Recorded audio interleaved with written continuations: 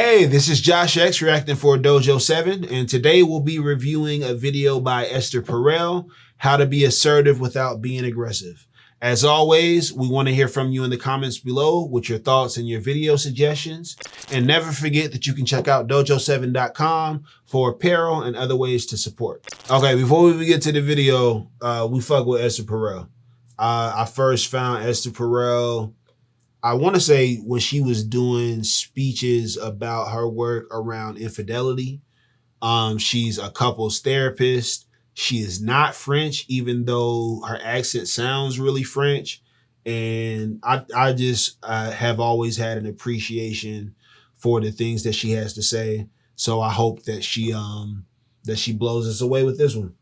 Today, I bring you a question from Carl in Washington, D.C. How do I assert myself as a man without coming across as too forceful? Carl, your question is so critical at this point because it really brings one of the central questions that so many men, and especially younger men, are bringing to me today. You know, how are you assertive without being aggressive? What's the difference? How do you express confidence that isn't arrogance, that isn't a confidence that means the repudiation of the input of others, that your confidence is built on a false sense of independence in which you know you don't need anybody to tell you what to do, and in that way kind of inhabit the oldest pressures, stereotypes, and assumptions about how you make a man, operating within a realm of hierarchy. Hierarchy means I'm on top, power means top, and my job is to make sure that nobody can come into that. Very different from what we often assume is a network of connections in women, in which it is about bringing in input. You know, a long time ago, there was a book on gender difference. I'm flowing with her, and we're not going to pick on her too much because I do think that what she's saying is accurate for the most part. I definitely believe that women and feminine-leaning people, whether they identify as women or not, view connections in terms of networks and not necessarily hierarchical, but everybody is connected to everybody and you have to worry about a billion connections at once. I do believe that some masculine leaning personalities can view things as a hierarchy, but my truth is, I don't know if we view it as a permanent, all the time, 24/7 hierarchy. I really feel like we know within our male group that some people are the best at some things and that some people are the best at other things. I have people in my group of male friends that I know I am not the top dog in a certain area, but when it comes to shit that's in my lane, like that's definitely my lane. So I do think that we've taken the conversation around alpha this and top this to a different level. That being said, I don't want to pull away from the truth that I think she's speaking to, which is that there may be a difference in the way that people who are masculine dominant lean and in the way that people who are feminine dominant lean. Another way of saying that is men and women. Another thing that I kind of take slight issue with is this idea that if you believe in a hierarchy, that you believe in the person at the top of the hierarchy existing and being empowered at the expense of everybody else. I think that there is a perception of some hierarchies where the leader or the head is responsible and obligated to the entire system and believes that that is his or her duty or course of right action to make sure that everybody in the system is taken care of because the system and his or her position or his or her or their position might not be possible with that. So I think the automatic assumption of a leader who is in a top-down structure who believes in that position at the expense of everybody else in the structure is false. I think that there are some people that definitely embody that and treat it like that, but that as the blanket characterization of hierarchies, I don't agree with. All that being said, the majority of what she's saying, I'm with, we on board. No bars thus far. We're waiting for the bars. So let's see what else we got going on. On Gender Differences by Deborah Tannen. And there was a beautiful vignette in which a guy has a friend coming to town and he says, oh, I'm in town, can we meet on Tuesday? And he says, yes, of course, let's meet. Then he goes home and he tells his girlfriend, John's coming to visit and I made plans with him on Tuesday. And she said, why didn't you tell me? Why didn't you ask me? And he says, I don't have to ask you for permission. And she says, I would never make a date without just checking in with you. Why do you think that that kind of checking in a network of connection would weaken your ability to feel like you're in charge and you make your own decisions and you don't need to get anybody's permission? And it was so an encapsulating little vignette about that. So at this point, I think both men and women are asking this very fundamental question. How can men embrace a realm of emotions, of feelings, of interdependence, rather than a false sense of dependence or a forced sense of independence, and still feel man? And how can women compete in the world of man and come home and still feel feminine? We are dealing with... I know within the confines of generating content that you have to keep things succinct. I wish that she had explored that little vignette that she brought up a little bit more, because I was eager to see what her perspective was on that one. And I wonder if she dodged a bullet by not even touching on that and just using that as an example of the new reality that we do find ourselves in, where everybody is trying to put up to date and possibly new or possibly refreshed definitions around what it means to be a man and what it means to be a woman and what it means to be masculine and what it means to be feminine. But I do wish that she had touched on that vignette a little bit more. So at this point, I think both men and women are asking this very fundamental question. How can men embrace a realm of emotions, of feelings, of interdependence, rather than a false sense of dependence or a forced sense of independence, and still feel man? And how can women compete in the world of man and come home and still feel feminine? We are dealing with something that is much more androgynous at this time. And at the same time, we want to... So I want to pause and just recap what she's saying. The central question that she's proposing that people are wrestling with is, how can men deal with and interact with this new sense of interdependence and still feel like men? And we'll put quotes around that. And then how can women, and what is unsaid here is in their new economic empowerment, compete in the world of men, which, you know, I feel like we accept that the business world, because of the history, has been the world of men, but maybe it's not now or whatever. But how can women compete in the world of men and then come home and feel feminine? She's suggesting that that is the central question that people are wrestling with. I'm not mad at that. know how far can I enter into the realm that used to be the other and still maintain my own? At what point does it start to feel too threatening? So the first thing is there. How far can I enter into the realm of the other and still feel my own? How far before it feels too threatening? As a man, how close can I get to this? Weigh everything, discuss everything, ask about everything, consider everything shit before I don't feel like myself.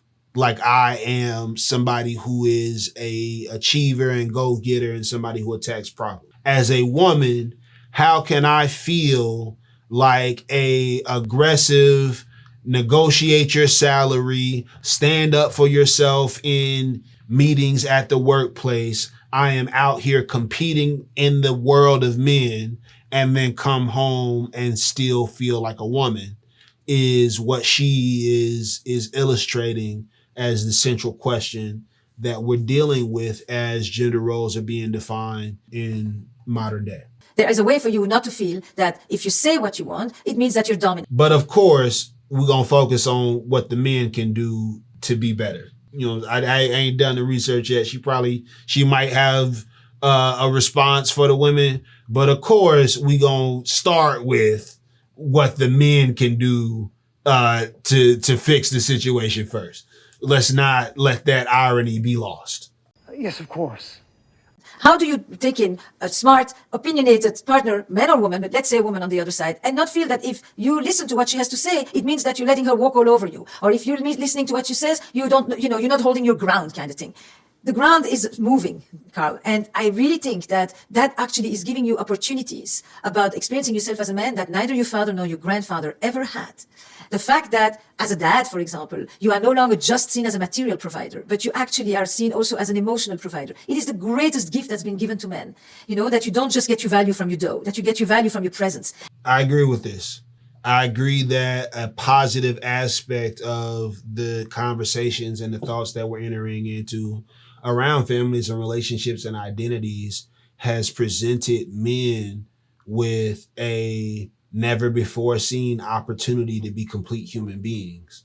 And now there, at the very least, is some conversation or nod towards your emotional and your social needs and an acceptance of your insecurities and shortcomings that hitherto has not been afforded to men. I do think that that's a positive development.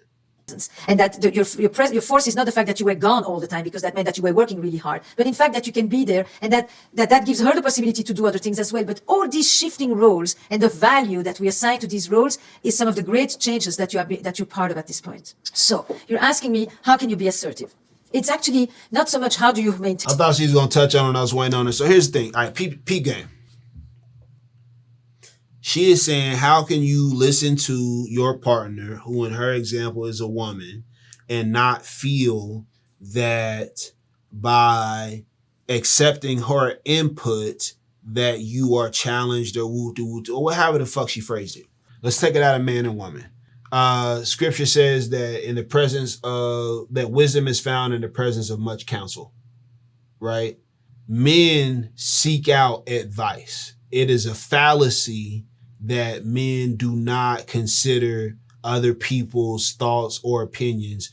Men are constantly checking for credible sources of information that they respect and that they take into the lab of their mind and then concoct a solution. So I think the idea that she's proposing of hearing a woman's input and valuing it as immensely worthy of consideration and insight as being a challenge to masculinity, that does not vibe with the brand of masculinity that I inherited or that I ascribe to. Is that right? I think that, period, even if you believe in like very traditional structures, you absolutely 5 billion% should, one, choose partners that have wise counsel to give and that have invested in themselves enough and consumed enough that they have good thoughts to offer situations. You don't want to be with somebody as a life partner, and when it's time to figure things out, they don't have anything of value to contribute to you trying to figure that out.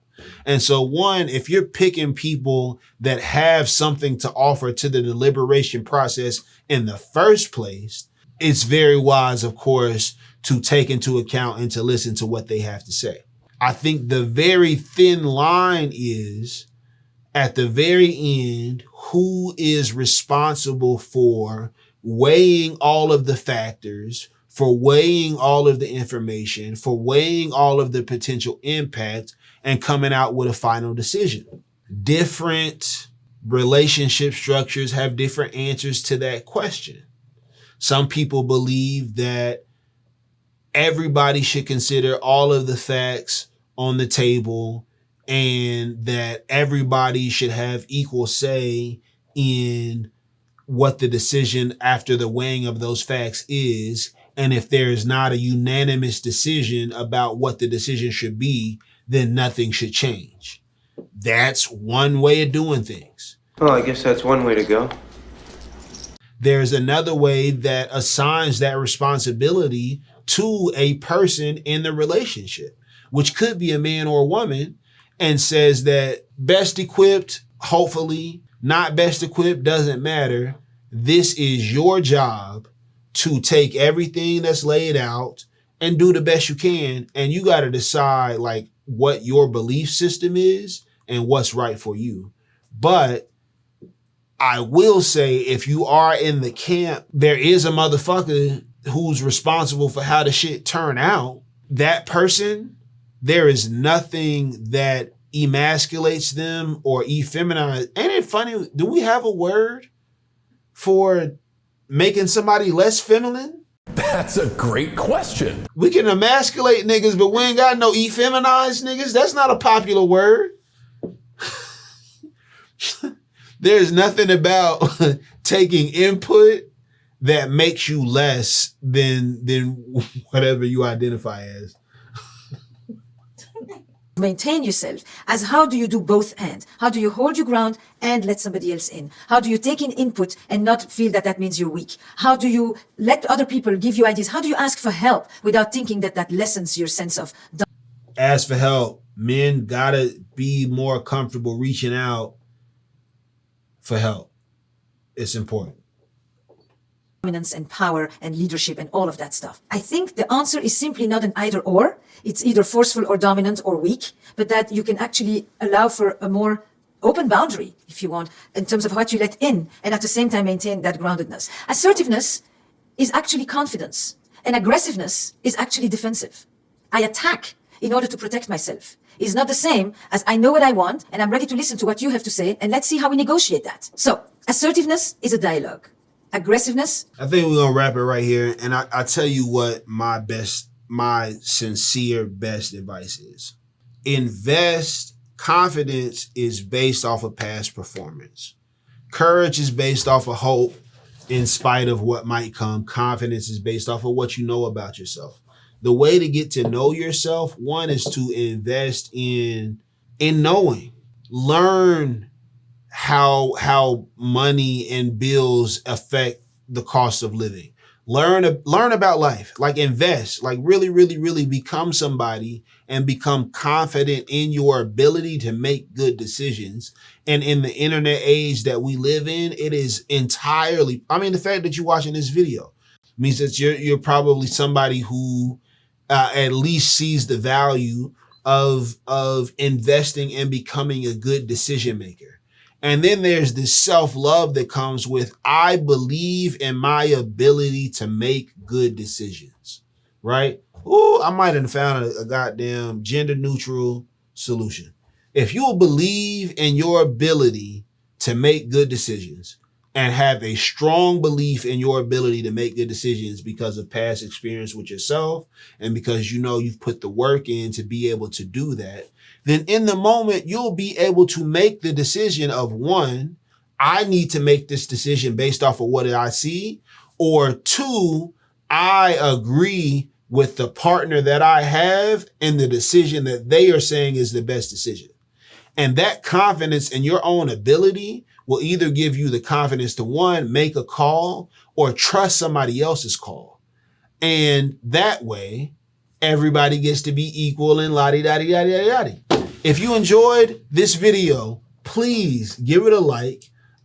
Never forget that you can check out dojo7.com for apparel and other ways to support. If this is something that you think will be valuable to anybody in your network, please share it with them and subscribe to the channel if you want to see the new videos that we come out with. I'm Josh X, reactor for Dojo 7. Thank you for watching. I'm out. Peace.